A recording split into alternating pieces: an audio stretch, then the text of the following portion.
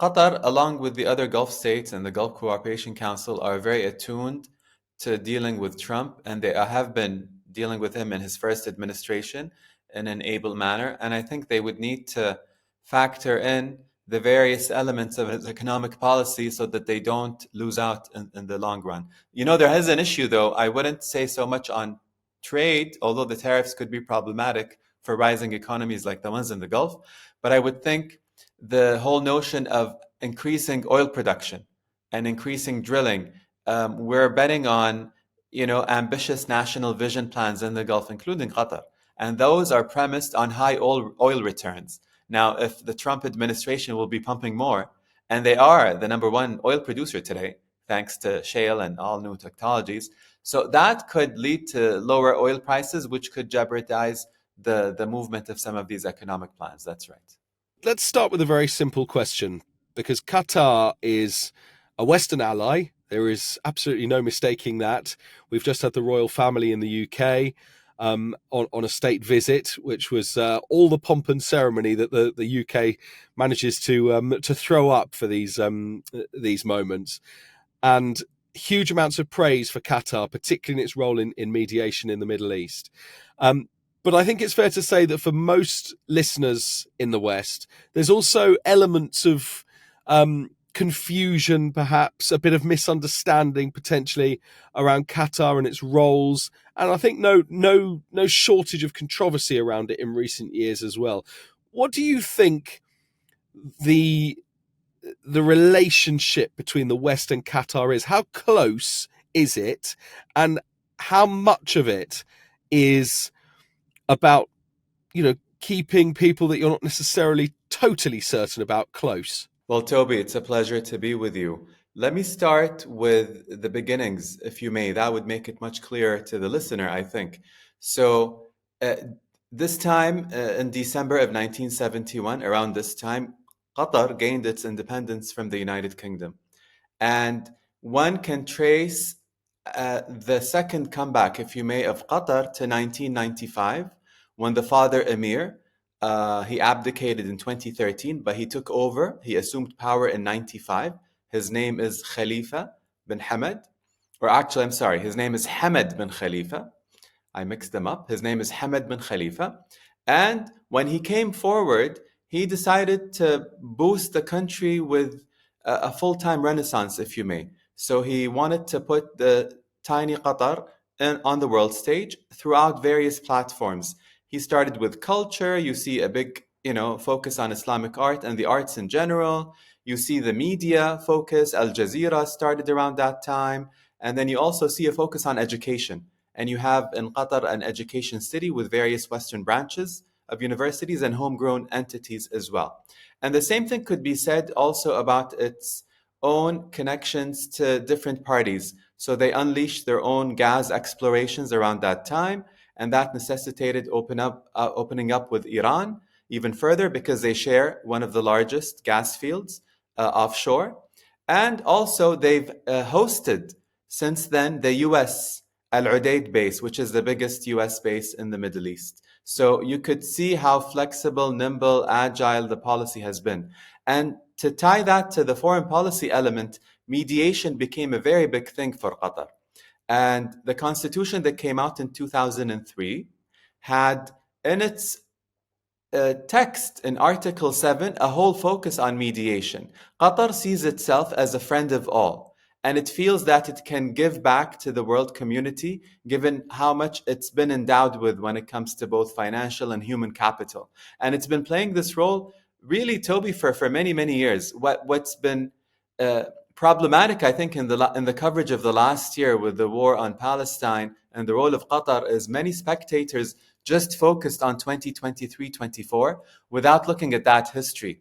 But Qatar has been mediating with various factions and parties. They've done it with Lebanon, they've done it in Sudan, they've done it with various Palestinian factions. They even mediated, Toby, between the US and Taliban a few years ago. So what they're doing right now is not because they're picking sides, but they have been, again, as I said, a friend to all, and they would like to make sure that this world is attentive to an international based rules order, that they can move things around.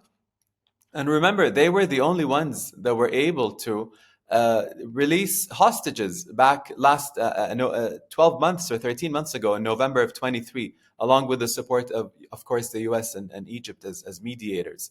Now, where that takes us is, the role of Hamas. Now, is Qatar a Western ally, or is it supporting Islamists? That keeps coming up in the literature and the media. And again, some history is also in order, because Hamas only relocated to Qatar at the request of the US. Back in 2012, 2013, Hamas was based in Syria, in Damascus. And with the civil war and then falling out with the Assad regime, the Americans felt that they needed to keep an open channel. Come the chance, like we've seen, that someone needs to be an interlocutor between them.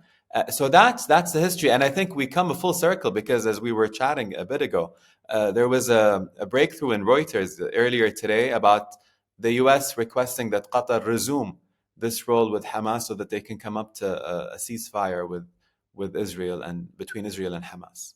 Let me take you to the basics of this. You say, that Qatar wants to be a friend to everybody. Do you think that within Qatar there is a feeling that is mutual? Does it feel to Qataris that other countries want to be friends with them?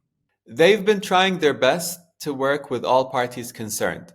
And I think it goes without saying that reciprocity would be the basic outcome for this. Let me give you another example that I didn't raise.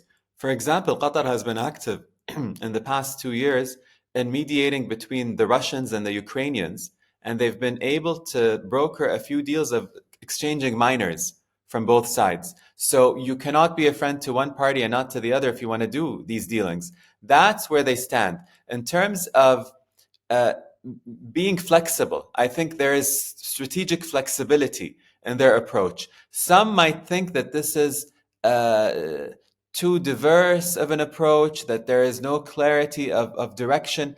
But I think being on the ground and trying to master that art and trying to understand other parties the way that they want to be seen, that's part of the ingredients of pushing around a successful mediation, whether it's the Qataris or any other party doing that. You say that the mediation was in the constitution.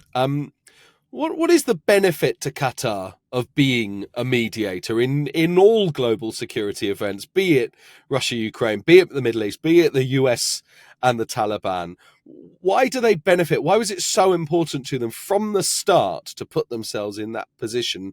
And can you understand why there might be an element of suspicion from some people that perhaps don't know in depth exactly what Qatar is after? Sure. So let's be in the shoes of the Qatari policymakers. I think Qatar knows that it is a small state surrounded by larger states. And for it to have a stake in its own stability, it wants to play a role of good towards other states, in the sense that its soft power can transcend its geographic limitations, so that there would be a need for Qatar in various conflicts. And that, in a way, is a safety valve for Qatar and Qatari policy making and foreign policy in general. So I think this is a brilliant move. And you see this with small states throughout. My country, Kuwait, has played a similar role earlier in its history in the 60s and the 70s. And other countries in the Gulf region and in the Middle East do play that role, keeping in mind that that could protect them or present them with further credentials that would, intensify or reinforce the branding of the country. So the Qatar brand, maybe that hasn't come out as much as they should do. They should be putting that out there on why they're doing this, and hence to, alleviate any kind of suspicion that spectators might have about their role. So effectively, the way you see this is that this is about their own security. If you're friends with everybody, you're effectively safe. Do you think that is a position that potentially the West might one day come to regret, giving Qatar that position? That's a very incredibly powerful position, isn't it? If you've sort of got no enemies in the long term, say. I don't know if it's others giving Qatar that position. Qatar has been carving very hard for itself to claim that position. And so far it's been working. But let me tell you, it takes a lot of work. You have to be aware and conscious of the various geopolitical challenges and shifts there are in the Middle East. we have frozen conflicts surrounding us, whether in Yemen, in Libya, in Syria, and some of them are unfreezing themselves as we speak. So movements of, positions, actors, new actors on the page, that requires a lot of focus and attention. And look, I think for Qatar and others, the more the merrier. I think more people should be playing that role. If anything, that's not a spoiler role. It's a role in which you go into someone who you can trust that can speak to other parties. And look, the Qataris have been rewarded, I would say, quite well. Most recently, with the US, they've been granted the non NATO status. They've been added a few months ago, by the way, as a one of, I forgot the naming, but you can enter the US without a visa. There's like an online system that you fulfill. No other Arab country has that status. Qatar does. So it's been paying dividends for Qatar so far. Yeah, paying dividends in terms of security as well. I wonder whether economically it pays dividends for them. And if it does, in the long term, in a world where, for example, Donald Trump is going to be the president of the United States, how far will Qatar be allowed to continue that rise, as it were? I mean, Donald Trump doesn't like it when there's any threat to the United States economically, for example, does he? Will that be allowed to continue, do you think? No, I think the Qatar, along with the other Gulf states and the Gulf Cooperation Council, are very attuned to dealing with Trump, and they have been dealing with him in his first administration in an able manner. And I think they would need to factor in the various elements of his economic policy so that they don't lose out in the long run. There is an issue, though. I wouldn't say so much on trade, although the tariffs could be problematic for rising economies like the ones in the Gulf. But I would think the whole notion of increasing oil production and increasing drilling, we're betting on, ambitious national vision plans in the Gulf, including Qatar.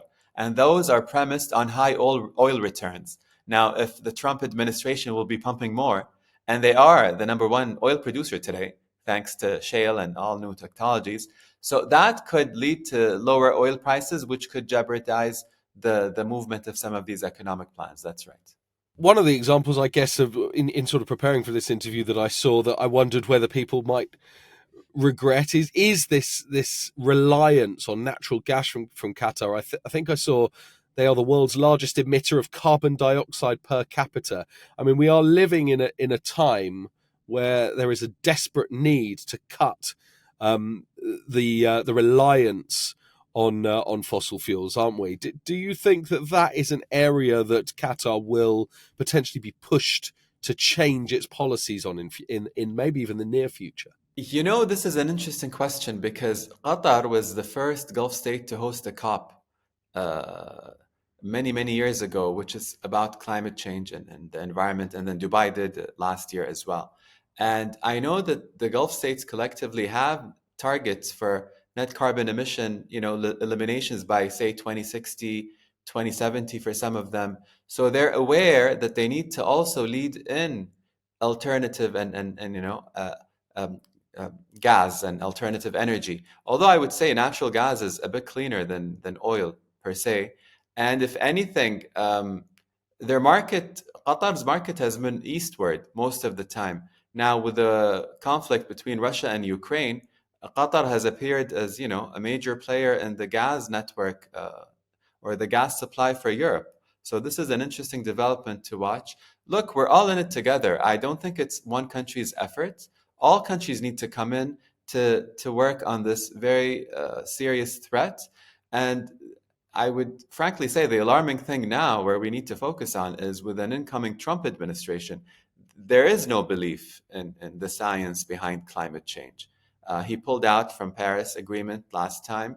Biden returned the U.S. I think there will be another pullback. So you'll see a lot of alternative and competing discourses on this issue in the coming years. I just want to take you back to the mediation issue, and maybe dig down a little bit more specifically, particularly involving the Middle East. Obviously, the diplomatic ties between Qatar and Israel were cut some time ago now. The United States Department of Education has said they found anti-Semitism in school textbooks within Qatar. I wonder if you were Israeli or a supporter of Israel in the current Middle East conflict, how you would feel in terms of how much you could trust Qatar, truly trust Qatar to work to the benefit of both Palestinian people and the future of Israel for a just peace for both sides, potentially, given what I've just said.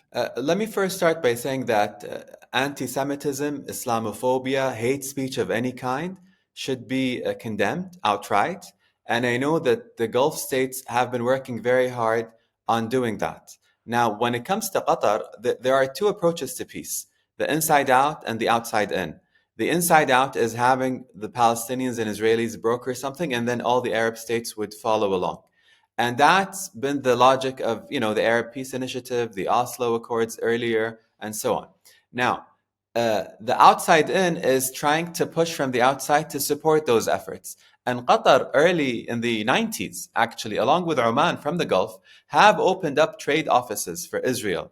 But those were disrupted in the early 2000s with the second intifada. You need to talk to all parties as they have been during the mediation. So that needs to be done. I think Qatar has stated a very clear position when it comes to the Saudi-sponsored global coalition for the implementation of the two-state solution. This was a coalition that was announced at UNGA, the UN General Assembly, last September by Saudi Arabia, the EU, and Norway as co-sponsors. And the premise is, let's all push towards a fair deal in which the Palestinian occupation ends, because that's the root cause of all the problems, with East Jerusalem as its capital, and you have two states side by side. It's easier said than done, obviously. There needs to be a lot of confidence building measures.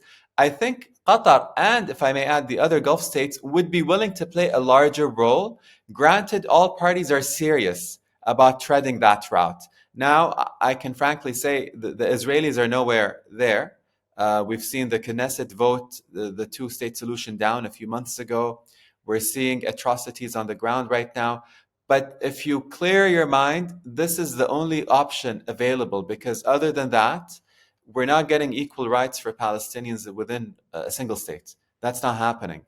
And that also needs work on its own. So I think we really need to double down on the two-state solution. And Israel, once it commits, and hopefully with US pressure, because the US has the ability to pressure it, they'll find in the Arab states genuine partners. How has it found Qatar this mediation? Because even if you're trying to be friends to everybody, you do have to take a position on certain things. For example, the two-state solution, which currently, with the leaders in Israel, would seem unpopular. I mean, with regards to Ukraine, it might be helping to repatriate children, for example, who were forcibly removed by Russia. But Qatar also doesn't back sanctions against Russia, for example. Those are decisions that it has made. I wonder how difficult some of those decisions are, because, I mean, for example, in Ukraine, Russia, I think pretty much every right-minded person says, Russia are the bad guys here. So it's quite a tough position to take for Qatar to not go, all in on that position themselves. I mean, look, you communicate your decisions to all parties involved, explaining why such a decision was taken, for the sake of being able to be that middleman or middle voice in between. And uh, again, you've clearly explained the Western view. If you ask a Russian or a Chinese, they'll give you an alternative view on what's taking place between Russia and Ukraine. And being able to listen to both views, not agree with everything said on both views, but bring them together to the table. Because look, at the end of the day, with all the troubles that have been going on between Russia and Ukraine, they're going to sit on the negotiation table. That's going to happen one day or another. I understand each side is trying to up their negotiation leverage with the current battles in place, but at the end of the day, they're going to sit down, and they need to have someone who's removed from both sides and who's able to talk to both. And that's when, going back to your initial question, you take certain decisions and you explain them to your interlocutors. And just finally, let's talk a bit about the sort of human rights allegations. We had groups who, when the UK brought the Qatari royal family over for this state visit, described it as royal washing of Qatar's troubling rights record. Anyone that has followed, for example, when the World Cup, the Football World Cup, went to Qatar, will have heard about rights for women, rights for homosexuals, um, sort of government pressures, shall we say, whether you can criticize the government legitimately in Qatar publicly. Those are certainly for a Westerner, and let's be frank, most of my audience are Western listeners. Those are generally troubling things to hear, I think, and again, probably part of this trust issue around Qatar. How will they?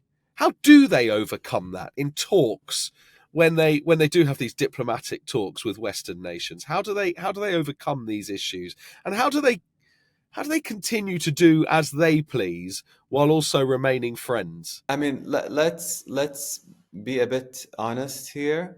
If this is a discussion to be had, all parties in all places and hemispheres have issues when it comes to implementing certain values or values that they aspire to.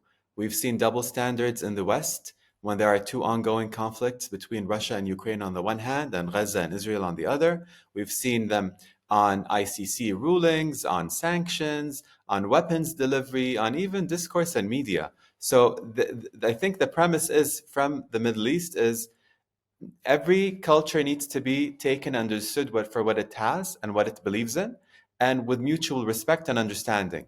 Trying to boss around or dictate one's value system on the other will not take us anywhere. I think there are legitimate concerns and they are being addressed. It will always be a work in progress, not only in Qatar, everywhere else. And these will take time, but I think it's all about the attitude. We need to work together to overcome threats to humanity, threats to different groups of people. That's a collective effort to claim, to superimpose a Western rendition of a value where it could be seen in an Arab Islamic lens in other parts of the Middle East. That's a two-way street. We need to have that discussion, and we need to overcome pointing fingers at one another.